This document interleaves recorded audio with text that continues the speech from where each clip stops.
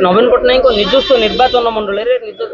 आश्वार जो कामना कर एक अखंड दीप प्रज्वलन कार्यक्रम अनुष्ठित होता है। संपर्क में आपंकर प्रतिक्रिया कौन रही? मान्यवर पूर्वतन मुख्यमंत्री नवीन पट्टनायक आमर स्थानीय विधायक केवल से नुहति से होती 4 कोटी जनमानसर ओडियांकर गोटे अप्रतिद्वंदी नेता जी आज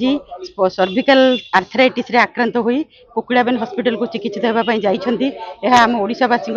अत्यंत दुख एवं परितापर विषय एवं तांकर शीघ्र आरोग्य कामना करी अखंड दीप प्रज्वलन करला ए विषय आपण कोन देखंतु आपण माने जानि पारथिबे शताधिक लोक जो माने नवीन बाबू को भल पाती निज निर्वाचन मंडली हिंजली निर्वाचन मंडली जी नवीन बाबू गढ़ नवीन बाबू 6 थर ये विधायक रूपे प्रार्थी निर्वाचित होती 5 थर मुख्यमंत्री देश में प्रथम मुख्यमंत्री जी ओडिशार बाहर की देश में ना कर सी 24 वर्ष भितर एमती कौन रोग नाला लोक बहुत प्रकार नानादी चर्चा करते नवीन बाबू किंतु से भावी नथिले जे लोक नवीन बाबू कौन गोटे रोग होती किंतु सी निज तरफ एक प्रकाश कर मोर किसी रोग होती मु तार चिकित्सा करने मुंबई जाऊँगी कोकिलाबेन हॉस्पिटल से तरफ एक प्रकाश करते एक भल कथा ए शुभचिंतक शुभ संकेत जेहेतु ओडिशा जाका लोक जानिले 24 वर्ष भितर नवीन बाबू प्रति जो आक्षेप करके कहते लोक देह खराब थिला से बहुत असुविधार अच्छा से केवे असुविधार नथिले से निज आड़ू एक कहते तेणुक निज निर्वाचन मंडल में हिंजली निर्वाचन मंडल शताधिक कर्मी मान्यगण्य व्यक्ति वयोज्येष्ठ वरिष्ठ एवं माँ महिला माने समस्त आज आज आशु आरोग्य कामना करछंती। एठी आपण देखिथिबे लक्ष्मी नृसिंह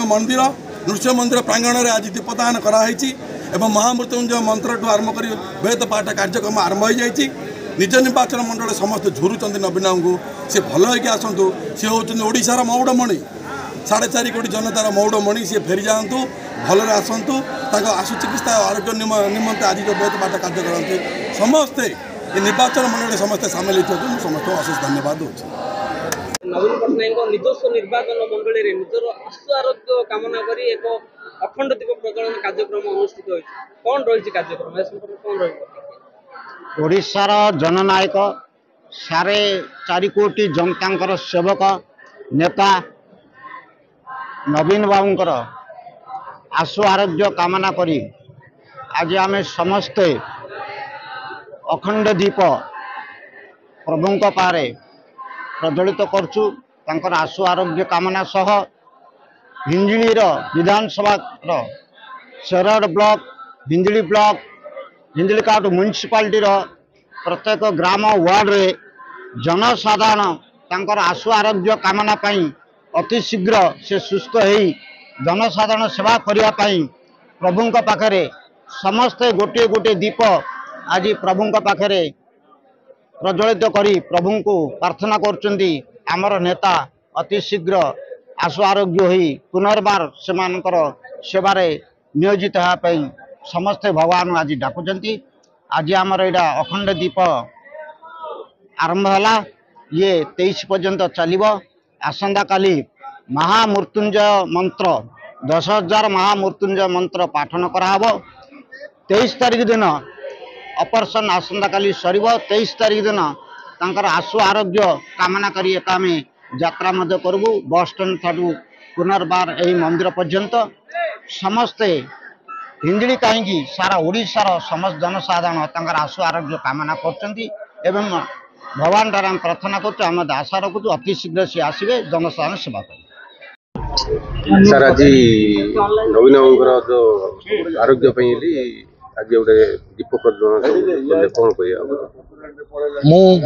श्री शरद चंद्र पात्र सभापति शेरगढ़ ब्लॉक बिजु जनता दल आज हिंजली निर्वाचन मंडली असेंबली कन्स्टिट्युएंसी तरफ आज मान्यवर पूर्वतन मुख्यमंत्री तथा ए अंचलर विधायक तथा राज्य विरोधी दल नेता तांकर स्वास्थ्य खराब थिबारु सी धीरूभाई अंबानी कोकिलाबेन धीरूभाई अंबानी हॉस्पिटल मुंबई को सी जाइछंती तांकर स्वास्थ्य अस्त्रोपचार निमंते तेणु एठारे तांकर कर्मी माने आत्मीय स्वजन माने युवक माने महिला माने बुद्धिजीवी माने एवं समस्त बिजु जनता दलर प्रेमी माने तांको तांकर शुभ मनासी से किपरि आशु आरोग्य कामना आमे समस्ते एठारे करिचु दीप प्रज्वलन करिचु ठाकुरंक पाखरे सेपरि आशु आरोग्य कामना करुचु समस्ते से किपरि चंचल सेथिरु तांकर मुक्ति पाई एठाकु पुनर्बार ओडिशा को फेरी आसतु एवं आमको पुनर्बार से स्नेह श्रद्धा प्रेम भितर भरी रखी राज्यवासी को से किपरि पुनर्बार सुशासन देवाई बोलिक आम समस्ते आशा विश्वास रे रहीचु। तेणु समस्ते आज जो आंतरिकतार सहित तांक प्रति भगवान को पाखरे प्रार्थना करी जो दीपदान करिसंती एवं ताकर आशु आरोग्य कामना करछंती मु ए अंचलवासी को आमर दल तरफ मु मोर हृदय अंतर धन्यवाद प्रदान करुच्ची आज कार्यक्रम।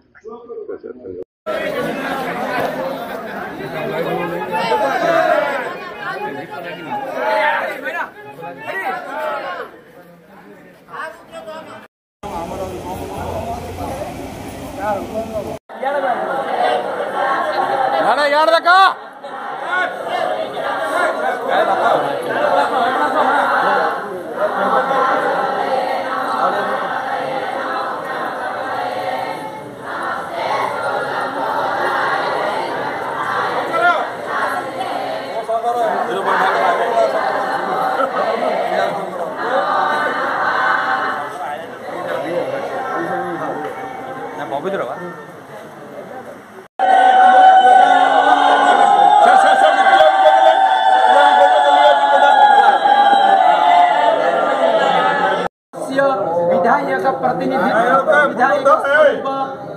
तस्य जातके गोचरे वा स्वरारूढे दशांतर दशा प्रत्यंतर दशा सूक्ष्म दशा सपनाभूत दुर्निर्मित संचोचितापदेत दूरीकरण पूर्वक शरीर आरोग्यार्थे हम अतः तत्पर दिन दिवसे प्रातः काले